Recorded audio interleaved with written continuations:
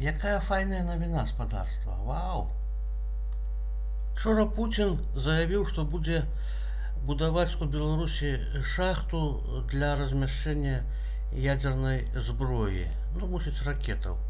Я катэгарычна за такое рашэнне, за размяшчэнне ядзернай зброі ў Беларусі, а таксама амерыканскіх ракет у Польшчы і ў Фінляндыі. Гэта, канешне, будзе гарантыяй бяспекі, але справа не ў гэтым, а справа ў тым, што Лукашенко назад ядзерную зброю нікому не аддасць, ні Пуціну, нікому іншаму.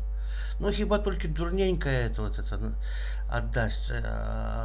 Націсне на яе Амерыка, націсне на яе Пуцін ці хто іншы, яна ўсё аддасць. Яна і АЭС літувісам аддасць, і все паддае.